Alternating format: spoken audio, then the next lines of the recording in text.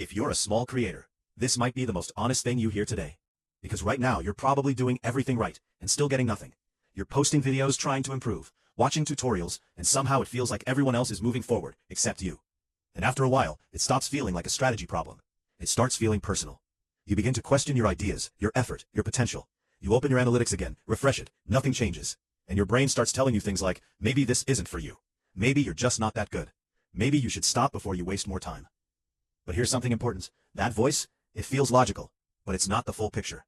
Because there's something most people don't see, not in tutorials, not in how to grow videos. The part that gets hidden, the part where nothing works. The truth is, most creators you watch didn't get it right the first time, or the second, or even the 10th.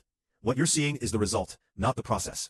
You don't see the 50 failed videos, the 100 ideas that didn't work, the hours of editing that led nowhere. You only see the one that finally did. And your brain compares your beginning to someone else's breakthrough. That's not a fair comparison. Now let's go deeper. There's a reason this phase feels so hard. It connects to something called the Dunning-Kruger effect.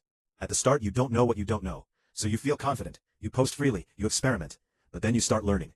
You notice better creators, better editing, better storytelling. And suddenly your confidence drops.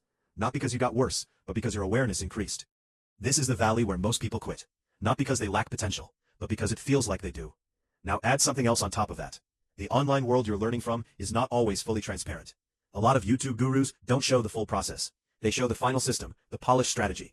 But they rarely show the dozens of failed attempts, the ideas that didn't convert, the scripts that flopped. And that creates a false expectation. It makes it look like success is clean, fast, repeatable, but in reality, it's messy, slow, and uncertain. There's also something else happening behind the scenes. Some large creators have advantages you don't see. Sponsorships, teams, paid tools. Even when something is called free, many advanced features are locked, or require credits, or upgrades. And that's fine. That's part of the ecosystem. But if you don't know this, you start comparing your solo effort to someone else's supported system. And again, that's not a fair comparison. So what happens? You feel like you're behind, when in reality, you're just early in the process. Now let's come back to what actually matters. How platforms like YouTube work. They don't reward effort, they reward attention. Every video is tested, shown to a small group first. If people watch longer, if they stay engaged, it spreads. If not, it stops. This isn't personal. It's a system measuring behavior. And here's the key idea. You can't trick it consistently, because it's not looking at tricks. It's looking at people. What they watch, what they skip, what they feel. So instead of trying to hack the system, learn the human behind the screen. Why do people stop scrolling? Why do they stay? Why do they share? Because once you understand that, you're not guessing anymore. You're improving intentionally. Now here's something most people ignore. Success here is not linear. It doesn't go 10 views, 50, 100, 500. It goes 10, 20, 15, 30, and then suddenly 10,000. Not because you got lucky overnight, but because one video finally aligned. Your idea, your hook, your timing, all clicked. And that's why patience matters. Because the system works on probability. Every video is another attempt, another test, another chance. And if you quit early, you don't just stop posting. You remove your probability completely. But if you stay, if you keep improving, you increase your chances. Not guaranteed success, but real increasing probability. And that's the game.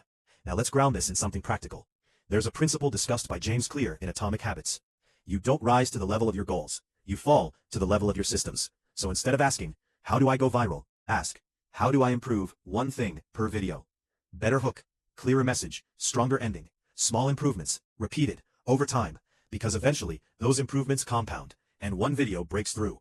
And from the outside, it looks like luck, but you know it was built. So here's the truth you need to hold on to. You are not failing.